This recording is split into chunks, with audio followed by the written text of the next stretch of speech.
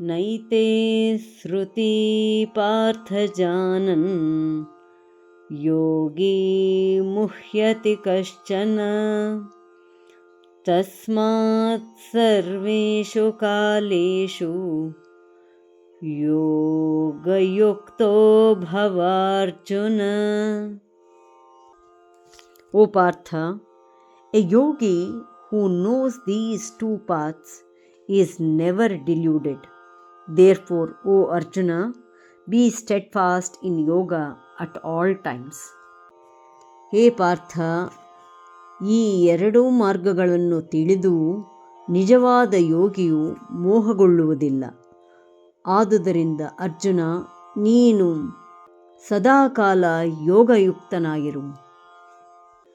ನೈತೆ ಶ್ರುತಿ ಪಾರ್ಥ ಜಾನನ್ ನೈತೆ ಶ್ರುತಿ ಪಾರ್ಥ ಜಾನನ್ ನೈತೆ ಶ್ರುತಿ ಪಾರ್ಥ ಜಾನನ್ ಯೋಗಿ ಮುಹ್ಯತಿ ಕಶ್ಚನ ಯೋಗಿ ಮುಹ್ಯತಿ ಕಶ್ಚನ ಯೋಗಿ ಮುಹ್ಯತಿ ಕಶ್ಚನ ನೈತೆ ಶ್ರುತಿ ಪಾರ್ಥ ಜಾನನ್ ಯೋಗಿ ಮುಹ್ಯತಿ ಕಶ್ಚನ ನೈತೆ ಶ್ರುತಿ ಪಾರ್ಥ ಜಾನನ್ ಯೋಗಿ ಮುಹ್ಯತಿ ಕಶ್ಚನ ನೈತೆ ಶ್ರುತಿ ಪಾರ್ಥ ಜಾನನ್ ಯೋಗಿ ಮುಹ್ಯತಿ ಕಶ್ಚನ ತಸ್ಮಾತ್ ಸರ್ವೇಷು ಕಾಲೇಷು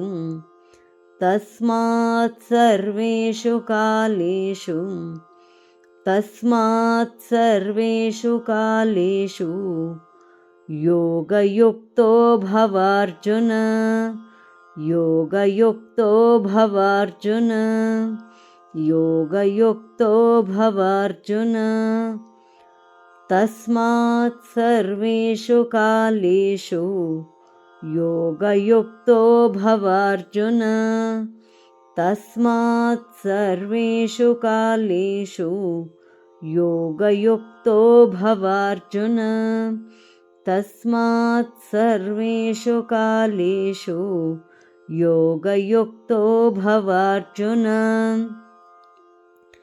ನೈತೆ ಶ್ರುತಿ ಪಾರ್ಥ ಜಾನನ್ ಯೋಗಿ ಮುಹ್ಯತಿ ಕಶ್ಚನ ತಸ್ಮಾತ್ ಸರ್ವೇಷು ಕಾಲೇಷು ಯೋಗಯುಕ್ತೋ ಭವಾರ್ಜುನ.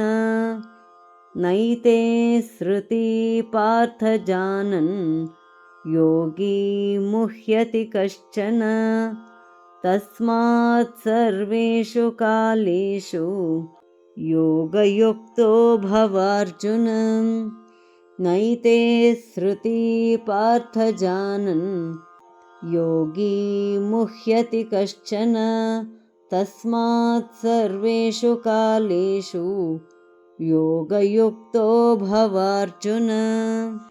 ಧನ್ಯವಾದ. ನಮಸ್ಕಾರ. ಶುಭವಾಗಲಿ.